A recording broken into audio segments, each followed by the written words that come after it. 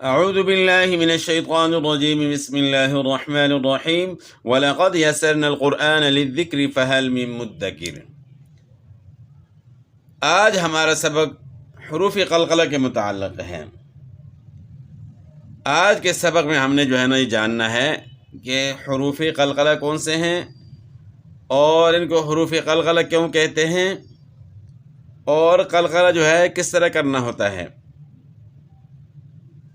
حروف قلقلہ 5 ہیں: قاف، طا، با، جیم، دال۔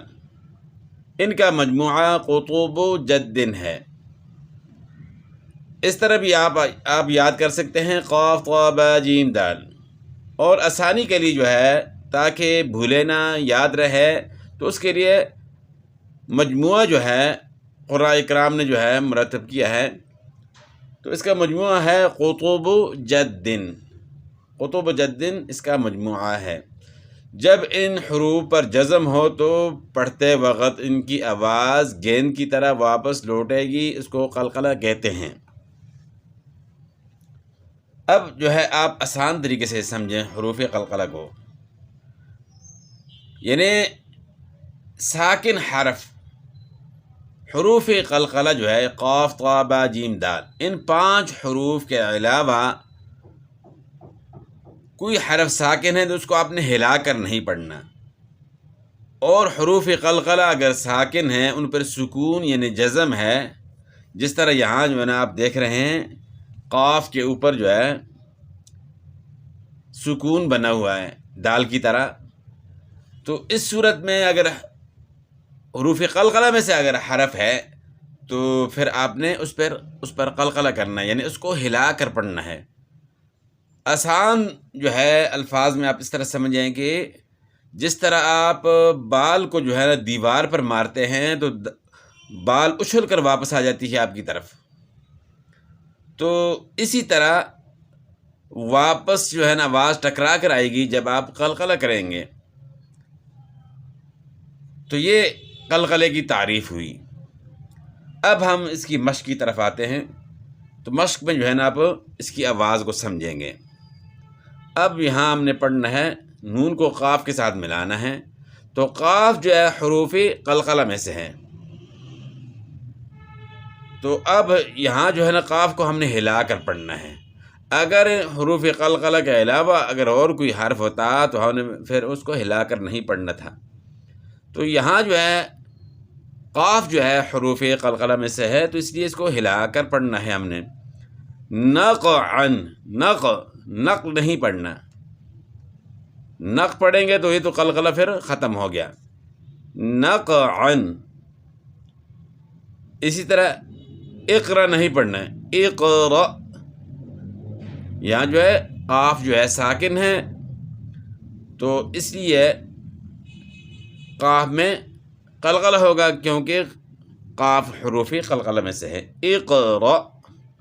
اور یہاں ایک بات اس کے ساتھ اور بھی سمجھ لیں کہ حمزہ جب ساکن ہوتا ہے تو اس میں جھٹکا ہوتا ہے، ر، یعنی اس کو آپ نے اقرا نہیں پڑھنا۔ ایک تو اس میں قلقلہ کرنا ہے، دوسرا حمزہ ساکن ہے تو اس میں جھٹکا ہوگا۔ اقرا۔ اقسم، اقسم نہیں پڑھنا، اقسم۔ تو یہ تو قاف کی مثال ہو گئی۔ اب آگے طا کی مثال ہے۔ طا بھی حروف قلقلہ میں سے ہے۔ بطش، بطش، بطش نہیں پڑھنا، بطش پڑھیں گے تو یہ تو پھر آپ نے قلقلہ ختم کر لیا۔ بطش۔ نطفۃ، اطعام، وسطن۔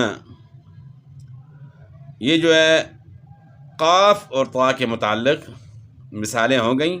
اب با کی مثال، ابقا، با حروف قلقلہ میں سے ہے اور با ساکن بھی ہے، تو اس لیے با میں قلقلہ کریں گے۔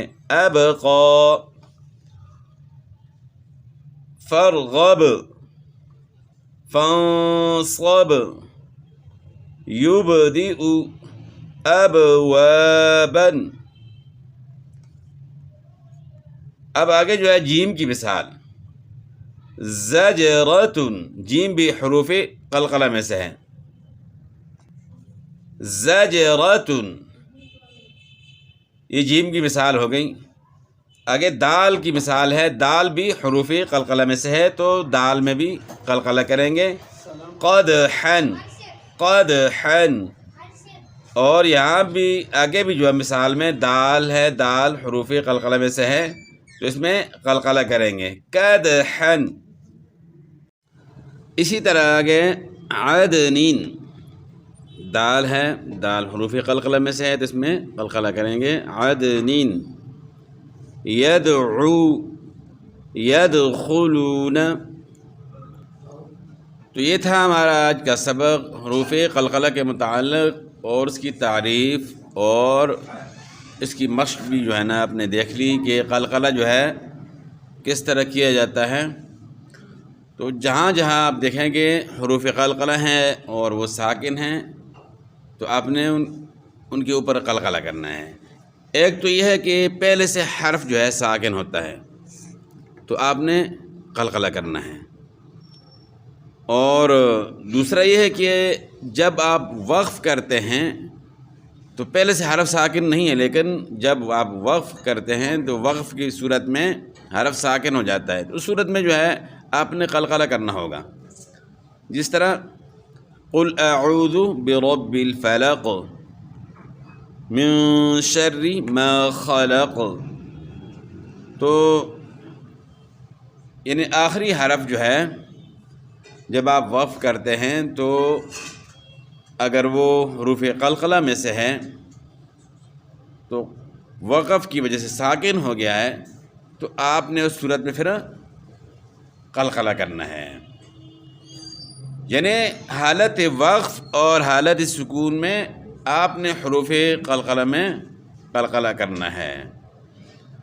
تو قلقلے کی جو ہے تعریف جو ہے نا آپ نے وہ پہچان لی کہ جس طرح بال کو آپ دیوار پہ مارتے ہیں تو اچھل کر واپس آ جاتی ہے، تو سیم اسی طرح ہی آواز جنہیں ٹکرا کر آپ کی طرف واپس آئے گی تو اس کو کہتے ہیں قلقلہ۔